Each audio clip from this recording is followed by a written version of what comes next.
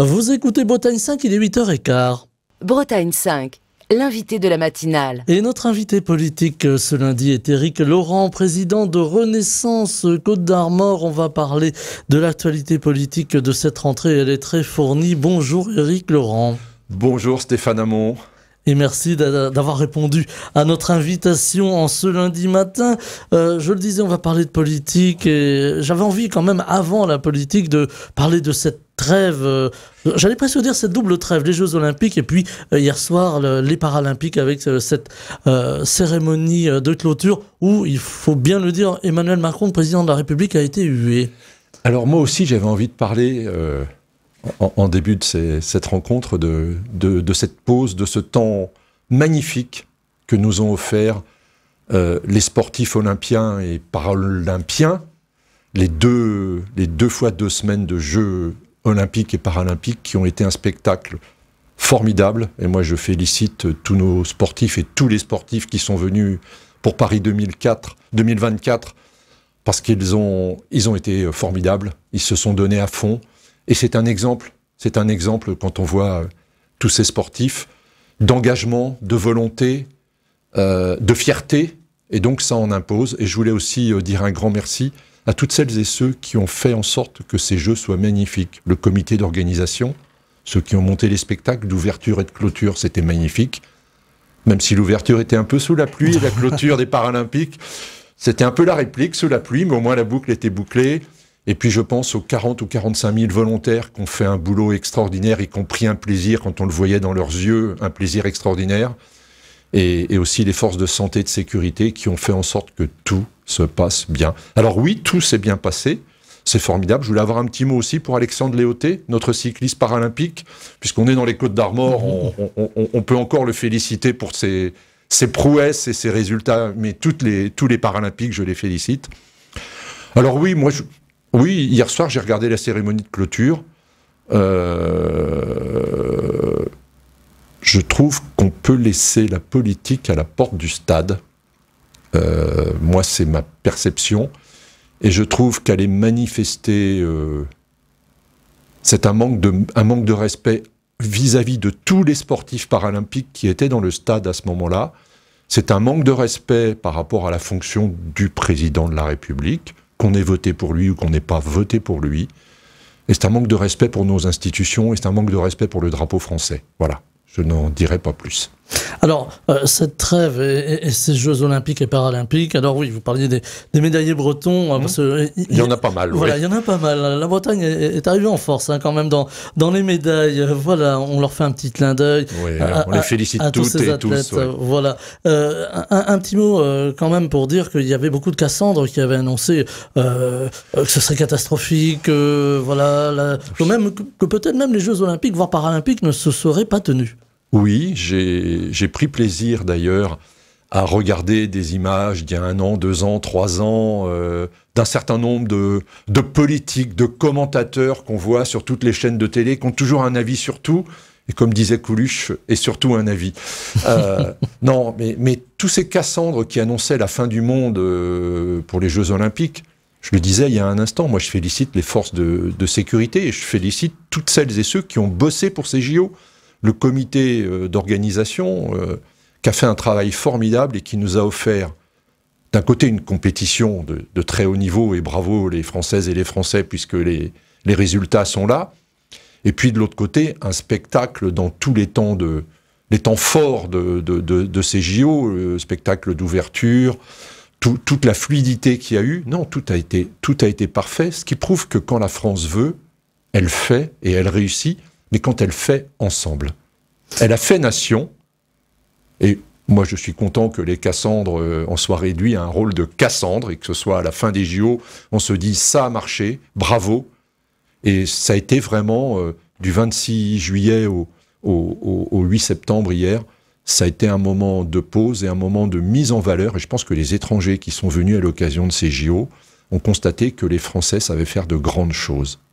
Ce qu'ils n'ignoraient certainement pas avant de venir, mais ils en ont eu une vraie confirmation. Nous savons, ensemble, faire des choses extraordinaires, relever des défis extraordinaires, le tout dans des conditions de sécurité et de beauté exceptionnelles. Alors, la politique reprend le pas. Elle a toujours été un peu présente, là, hors des stades, pour le coup. Oui. On a beaucoup écrit, commenté sur le temps présidentiel, parce que voilà, il y a eu ces élections législatives, et ce longtemps avant d'avoir la nomination d'un nouveau Premier ministre, ce qui est arrivé la semaine dernière. Jeudi, oui. Jeudi, voilà, avec la nomination de quelqu'un dont le nom a circulé vraiment à la toute fin des différentes consultations, à savoir Michel Barnier. Michel Barnier, donc, qui est en ce moment en train de consulter lui-même pour, pour constituer le gouvernement. Et je pense que l'objectif de Michel Barnier, comme l'objectif du président de la République, c'est d'avoir le plus large rassemblement possible. Le président de la République a rempli son rôle. Il a pris le temps qu'il faut, il a consulté. Ça lui a été reproché, ce long temps. Oui, mais on lit des tas de choses et des raccourcis. Il a été attaqué sur le fait que ce temps était long, mais il a pris le temps de faire les choses bien, de consulter et de s'assurer qu'en nommant un Premier ministre, et qu'il y aura un gouvernement derrière, qu'immédiatement ce gouvernement ne sera pas censuré. Alors, on peut dire les choses avec véhémence ou les regarder avec objectivité. En tout cas, il a été en permanence dans le respect de la Constitution. Je rappelle que l'article 8, c'est le président nomme un ou une première ministre, et c'est pas un tel ou un tel qui dit « vous allez nommer, par exemple, Madame Lucie Castet », pour revenir à l'actualité et aux pérégrinations qu'on a rencontrées au cours de cet été. Mais le nouveau Front Populaire a mis 16 jours à trouver un nom. Alors si c'était entendu plus rapidement sur quelqu'un, peut-être que les choses auraient été un petit peu plus rapides. Mais non, le président a rempli son rôle avec la volonté du plus large rassemblement possible. Donc voilà, moi je félicite Michel Barnier pour sa nomination. Je suis un républicain, je respecte. Et je souhaite qu'il réussisse à avoir le gouvernement le plus large possible, qui aille depuis les sensibilités de gauche jusqu'aux sensibilités de droite républicaine. Et je pense que c'est ça la feuille de route qu'il suit. Alors, on a vu des forces de gauche réunies qui se sont émues, qui sont en colère finalement que Lucie Castet n'ait pas été choisie par le président de la République, étant donné que les formations de gauche étaient arrivées en tête des élections. Oui, alors le nouveau Front Populaire, ils ont à peu près un peu moins de 200 députés à l'Assemblée nationale. Le reste de l'Assemblée, c'est 377 députés. Et l'ensemble des partis et des groupes qui composent le reste de l'Assemblée nationale auraient de toute façon censuré un gouvernement dans lequel la France insoumise serait présente. Alors, le nouveau Front Populaire a désigné Lucie Castet au bout de 15 ou 16 jours. Ils étaient dans l'incapacité de trouver un nom, de s'accorder sur un nom avant. Et puis ils ont même proposé, Mme Castet a proposé à un moment qu'elle soit nommée Premier ministre et qu'il n'y ait pas de LFI au gouvernement, mais avec tout le programme et seulement le programme de la France insoumise, parce que on ne va pas se cacher, le programme du nouveau Front Populaire, c'est le programme de la France insoumise. C'était les mots de Jean-Luc Mélenchon, finalement, le programme, rien que le programme. Et depuis le début, c'est ça. Alors, on ne peut pas avoir 200 députés à l'Assemblée nationale sur 577 et dire on va gouverner la France, appliquer notre programme, rien que notre programme, et les autres, on ne veut pas discuter avec. On ne veut pas de compromission. On ne cherche pas de la compromission. Depuis le début, le président de la République a été très clair. Il a souhaité qu'il y ait le plus grand rassemblement possible pour constituer un gouvernement qui serait au service des Françaises et des Français, sachant que les Françaises et les Français, par leur vote, ont composé un Parlement composé de 3/3 à peu près. Donc voilà. Voilà où nous en sommes, et moi je souhaite que, je le redis, Michel Barnier fasse le gouvernement le plus large possible, et qu'il ait dans son gouvernement des personnalités de sensibilité de gauche, social-démocrate, comme on en a eu dans de nombreux gouvernements précédemment. Mais des extrêmes, non. Alors justement, on a entendu le Rassemblement national par la voix de Madame Marine Le Pen dire voilà, il y a eu 11 millions de Français qui ont porté leur voix sur le Rassemblement national, qui ont émis un signal finalement à l'endroit du gouvernement, à l'endroit du président de la République. Voilà, il n'y a pas eu de poste d'attribué au Rassemblement national. Or, on lit chez nos confrères du Journal du Dimanche qui évoque un appel téléphonique, le Journal du Dimanche, entre Emmanuel Macron et Madame Le Pen, qui aurait négocié finalement, en tout cas si l'on en croit ce qui est écrit dans le Journal du Dimanche, qui aurait négocié une forme d'accord avec le président de la République pour que bien Michel Barnier soit choisi parce que c'était le plus compatible avec les idées du Rassemblement national. Voilà, je schématise. Moi, je redis ce que je sais. Le président de la République a consulté, et il a reçu d'ailleurs à l'Élysée l'ensemble des partis politiques, y compris le Rassemblement national et la France insoumise. Madame Panot est venue à l'Élysée. Il a consulté tout le monde, il a pris les avis de chacun sur des profils différents qui pourraient être nommés Premier ministre. Retenons que la gauche a tout fait pour que, par exemple, Bernard Cazeneuve ne soit pas nommé Premier ministre. Ça aurait fait, à mon avis, et je ne suis pas le seul à avoir cet avis-là, ça faisait un très bon Premier ministre. Bernard Cazeneuve est un homme sincère, un homme engagé, qui a été ministre, qui a été Premier ministre, qui a une vision claire de l'engagement politique, et qui est pour le compromis et pas pour la compromission. Voilà, donc... mais qui risquait d'être censuré assez rapidement. Mais qui aurait été censuré par ses propres ex-amis du Parti socialiste. Donc on le dit très clairement. Donc je pense que, moi je redis, voilà, le président de la République a choisi Michel Barnier, qui semble être la personne qui doit être capable d'avoir un gouvernement le plus large possible, de rassemblement, et pour lequel on puisse espérer une certaine stabilité, que ce gouvernement réponde aux attentes des Français. Maintenant, oui, nous, je dis Renaissance et l'ex-majorité présidentielle, on a eu 2 élections difficiles. On n'a pas dit qu'on avait gagné, nous. Par contre, le nouveau Front Populaire, il a gagné. Quand on l'écoute, ils ont moins de 200 députés. Ils ont gagné. Quand j'écoute Mme Panot ou Jean-Luc Mélenchon, je pense qu'ils ont un problème avec l'arithmétique. C'est la rentrée des classes, c'est le moment de ressortir les calculatrices et de vérifier 200 sur 577, combien ça fait. Voilà, donc les Français leur ont pas donné un quitus pour leur programme, tout leur programme et rien que leur programme. Les Français ont dit, essayez de vous rassembler le plus largement possible pour répondre aux attentes que nous avons.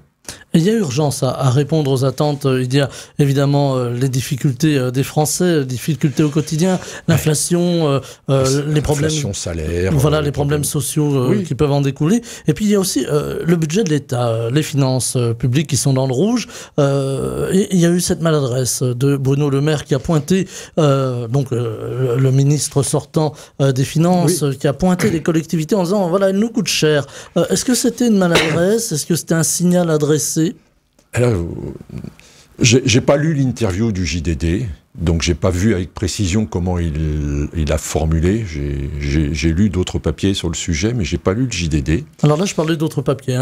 Sur le Maintenant, Bruno Le Maire a pointé le fait que, d'après les prévisions de Bercy, au lieu de faire 5,1% de déficit à la fin de l'année 2024, nous pourrions être à 5,6 et voire 6,2 en 2025. Voilà, mais 16 milliards voilà, 16 milliards supplémentaires en 2024.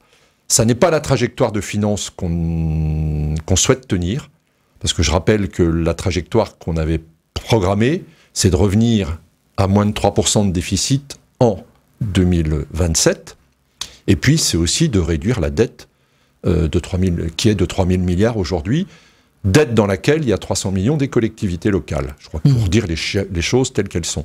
Aujourd'hui, ce qui peut-être a alerté Bercy, c'est que quand on regarde les collectivités sur leur trajectoire de budget de fonctionnement, à fin juillet, la trajectoire est plus haute que la prévision initiale. Donc voilà, il y a certainement quelque chose. Maintenant, je pense que le nouveau gouvernement qui sera en place, le ministre des Finances, les services de Bercy, vont regarder ces points avec attention, dans la logique où, de toute façon, nous devons remettre... D'abord, il y a le budget 2025 à passer au Parlement, à valider, avant voter le 1er octobre. Avant le 1er octobre. Et puis en même temps, on doit rendre au 20 septembre une copie à l'Union européenne sur nos trajectoires financières. Donc je pense que là, il y a un très bon sujet. Il ne faut pas l'aborder de manière conflictuelle, mais il faut l'aborder en posant les éléments sur la table. Et je pense que ça va être la méthode du Premier ministre et du futur ministre des Finances, que de prendre à bras le corps ce problème de compte public que l'on a, de redressement des comptes publics, qui est intimement lié à la capacité d'entreprendre de la France aussi. Voilà. Donc, sujet important pour la rentrée, les comptes publics. Alors, les comptes publics qui ont été pointés du doigt d'ailleurs par Bruxelles, est-ce que justement le fait que Michel Barnier, ex-commissaire européen, soit à la tête du gouvernement, voilà, ça peut aussi faciliter le dialogue avec l'Union européenne? Je pense qu'on avait déjà un bon dialogue avec l'Union européenne, le président... En tout cas, apaiser des craintes peut-être. Oui, apaiser certaines craintes. Je pense que le sérieux de la France est reconnu, on a une place dans l'Union européenne, il faut garder la place, une place parmi les leaders que nous avons. Quand le président a été au premier semestre 2022 en charge de la présidence de l'Union européenne, il a fait avancer un certain nombre de dossiers.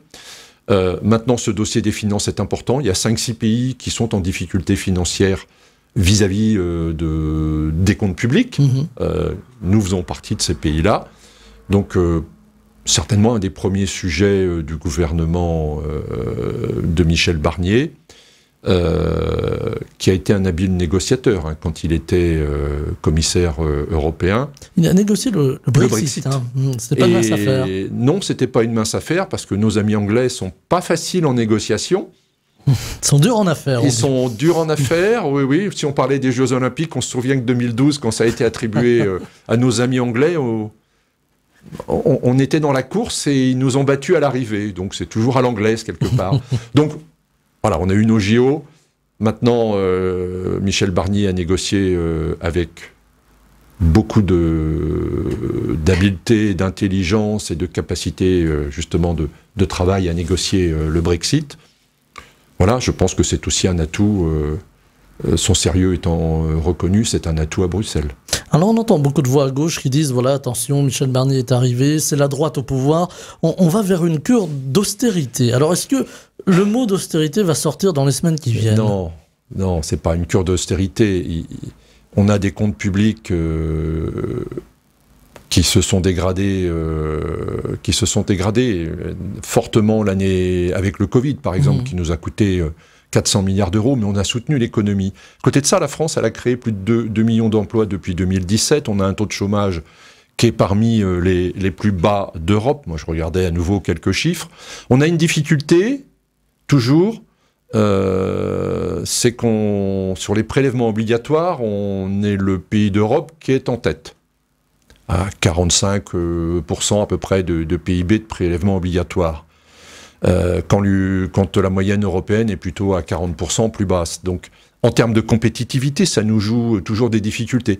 D'un autre côté, en termes de réindustrialisation, la France est championne du monde des implantations de nouvelles entreprises.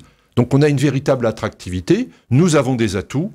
Après, le budget, les comptes, c'est quelque chose de sérieux. C'est comme à la maison. On doit tenir son budget. Donc, je pense qu'il y a des efforts à faire. Il y a des efforts aussi de performance à faire. Je vais prendre un simple exemple. Depuis 2017, on a dépensé, je mets le mot dépenser, mais il faut le prendre avec... entre la santé et l'hôpital, on était à peu près à 199 milliards d'euros en 2017. En 2023, ça a dû coûter à la nation 335 milliards d'euros. Il y a eu les revalorisations de salaires dans le domaine de la santé, presque 200 euros de plus pour l'ensemble des soignants, c'était quelque chose de nécessaire. Des investissements forts qui ont été portés vers l'hôpital. Il est certain que l'on doit pouvoir être plus performant dans la gestion de ces finances-là. Est-ce que l'euro qui est mis à un endroit est mis au bon endroit et au bon moment ? Quand on voit les difficultés que l'on a, je ne parle pas des difficultés directement lié au nombre de personnel, parce qu'on a les postes et on n'a pas les médecins, les soignants, parce que y a pénurie, parce qu'il faut en former plus. Mais il faut revaloriser aussi les salaires des soignants. On entend souvent ça. Oui, ça a été fait avec le Ségur de la santé. C'était le gouvernement d'Emmanuel Macron qui l'a fait, et ça n'avait pas été fait avant. On a revalorisé les salaires de l'éducation nationale. Est-ce que pour autant on est encore suffisamment attractif? Non, parce que il n'y a pas assez de profs. Le sujet n'est pas de les payer, les profs ou les soignants aujourd'hui. Le sujet, c'est de les avoir en tant que personnes. C'est-à-dire qu'il y a moins de monde qui se présente au concours pour l'éducation nationale. Il faut quand même satisfaire au concours, donc il faut des résultats, il faut que les candidats soient solides. Il y a une véritable attractivité de ces métiers sur lesquels il faut travailler, et ça, c'est, je pense, là aussi, un sujet éducation, santé. D'ailleurs, nous, je parle Renaissance. Quand Stéphane Séjourné, au début de l'été, là, après les élections, a écrit à tous les partis de l'arc républicain, pour dire, voyons-nous, nous, on a une plateforme programmatique, on a un certain nombre de points. On a pointé 7 sujets majeurs à enjeu, dont celui de l'éducation et de la santé, mais qui sont fondamentales, mais aussi sur la qualité de vie des Français, on l'exprimait tout à l'heure, sur le pouvoir d'achat, le logement. Enfin, en Bretagne, on sait ce que c'est que les problématiques de logement. Voilà, il y a des choses concrètes sur lesquelles nous devons travailler. Et on ne va pas travailler tout seul, on va travailler avec toutes celles et ceux qui, dans un grand rassemblement, sont prêts à se mettre au service de la France et des Français. Alors on parlait tout à l'heure de l'argent public et du fait que les Français se plaignent, il y a trop d'impôts, mais d'un autre côté, on entend là encore à gauche des voix qui s'élèvent pour dire il faudrait avoir une taxation différente, il faudrait revoir la fiscalité en France, il faudrait peut-être faire payer les grandes entreprises au titre de l'effort national, enfin voilà, on entend beaucoup de il faudrait pistes. Supprimer le crédit d'impôt impôt recherche, il faut supprimer tout ce qui a permis les exonérations de charges qui ont été faites, elles ont permis la création de 2 millions d'emplois. Des gens qui sont au travail aujourd'hui, ce sont des cotisations sociales qui rentrent. Alors on a diminué pour partie de la taxation, on a fait abaisser la taxation sur les entreprises et on a plus de recettes parce qu'il y a plus d'activités. Donc je crois que la chose est bien. Ceux qui nous parlent de revoir les impôts ou de les augmenter, le nouveau Front Populaire, son programme c'est 150 milliards. Il n'est pas finançable, il n'est pas financé. Ils disent on va taxer plus les grandes entreprises, on va taxer plus les gens qui gagnent de l'argent. Alors on va lui mettre la barre à 4 000 €, mais qu'est-ce que c'est? Et quand on voit le barème d'impôt qu'avait prévu là, en 2022 la France Insoumise, mais c'est tout le monde paye. Tout le monde paye. Avec, je crois, c'est 95% d'impôts à partir de 400 ou 500 000 € de revenus. Bon, c'est des revenus très, très élevés, mais ça n'a pas de sens de taxer à ce point-là. C'est pas comme ça qu'on va stimuler l'économie. Donc nous, à Renaissance, on espère qu'avec les partenaires gouvernementaux, on va avoir de l'intelligence et pas spécialement. D'ailleurs, depuis 2017, la volonté d'Emmanuel Macron et la volonté du parti qu'il a fondé et d'accompagner, c'était quand même de ne pas augmenter les impôts. D'ailleurs, on les a baissés, on a supprimé la taxe d'habitation, qui était un impôt injuste. Voilà. Les collectivités locales se plaignent des fois oui, qu'elle a disparu mais cette taxe. ça a été compensé. Il y a un jeu de taquin sur ce sujet-là. Alors, quand on dit des choses peut-être mal interprétées ou maladroites, mais chaque euro a été compensé pour les collectivités locales sur les réductions de taxes. Donc, il n'y a pas de difficulté. La dotation globale de fonctionnement, elle a été augmentée. Donc, les collectivités ont perçu de l'État de quoi fonctionner. Est-ce qu'il faut demain, ça sera ma dernière question, il nous reste 2 petites minutes, Éric Laurent, est-ce qu'il faut demain, parce qu'on voit bien qu'au niveau social c'est difficile pour de nombreux Français, un peu, on pourrait le dire, permettez-moi le terme, un peu trivial, borderline, mais qui sont à la limite de la précarité, est-ce qu'il faut mieux répartir l'argent dans ce pays? Et là peut-être, imaginez une autre fiscalité. Je ne sais pas si c'est la fiscalité qu'il faut changer. Bon, ça mérite à être regardé parce que il y a beaucoup de niches fiscales aussi dans notre pays et certaines on en a éliminé au cours du temps, on en a créé d'autres. Donc là, il y a très certainement un chantier autour des niches fiscales qui est quand même à regarder avec attention. Ce qui compte quand même, c'est que le travail paye. Et notre volonté, c'est que le travail paye. Je le disais tout à l'heure, on a créé 2 millions d'emplois depuis qu'Emmanuel Macron est au pouvoir. On va continuer, mais il faut aussi qu'on ait des emplois mieux rémunérés, des personnels mieux formés.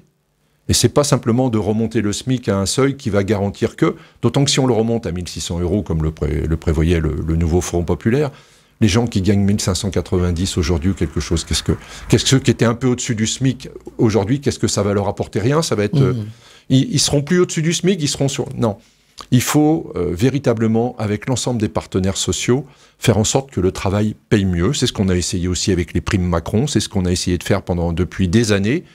Et je reprendrai un dernier exemple, le RSA. Sortir les personnes qui sont au RSA, c'est quelque chose d'important. Aujourd'hui, il y a une étude qui montre que sur 40 000 personnes qui ont été accompagnées avec les quelques heures d'immersion, de formation qui sont données, eh bien, vous en avez 21 000 dans ces 40 000 qui ont retrouvé un emploi depuis qu'ils ont été accompagnés. Voilà.